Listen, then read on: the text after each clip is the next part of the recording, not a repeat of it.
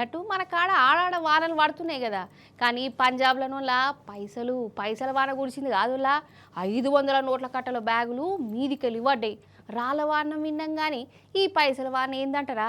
ఏందో చూద్దాం పారి మరి. ఆగో బ్యాగు తెరిచి చూస్తే 500 రూపాయల నోట్ల కట్టలు నిలబడ్డా కొద్ది పడుతూనే ఉండేవి. ఏడికెళ్ళి పడుతున్నాయి రా అని చూసే వరకల్లా ఒక పెద్ద మేడ మీదకెళ్ళి పడుతున్నాయట.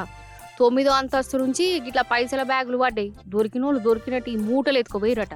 ముచ్చటేందంటే పంజాబులనోళ్ళ ఈడీ ఆఫీసర్లు చెకింగ్లు చేసిరు గా బిల్డర్ల ఇండ్లల్లా. అది కూడా సినిమా స్టైల్ అన్నట. చెప్పక చెయ్యకచ్చి చెకింగ్లు చేస్తుంటే 9వ అంతస్తులో ఉన్న ఒక బిల్డరు ఆయన ఇంట్లో దాచుకున్న నోట్ల కట్టల బ్యాగును గిట్లా కింద ఇసిరేసిండు వాళ్ళకు దొరకకుండా. అట్లా ఇసిరేసిన ఆయన ఎవరయ్యా అంటే పంజాబ్ ముఖ్యమంత్రి చాలా దగ్గర మనిషి అట. ఆయన మనిషేనట. ఇంకేమున్నది, ఇదంతా ఇప్పుడు ఇక్కడ ముఖ్యమంత్రికి చుట్టుకున్నది. అంటే పంజాబ్ ముఖ్యమంత్రి ఆయనతోనే ఉండేటోళ్లతోని గిట్లా అక్రమాలు చేయించుకుంటా పనులు చేయిస్తుండు. 100 కోట్లు వెనకేసుకుంటుండు. చెకింగ్లు చేస్తుంటే దొరకకుండా గిట్లా పైసలు విసిరేసిండని ఊపాటోళ్ళు టామ్ టామ్ చేస్తున్నారు. ఇక పంజాబ్ ముఖ్యమంత్రి అయితే అసలుగా పైసలకు నాకు సంబంధం ఎక్కడిది, ఎవరు బంగ్లా మీదకెళ్ళో నోట్ల కట్టలు మూటలు వాడితే నాకంటగట్టుడేందని అంటురోలా.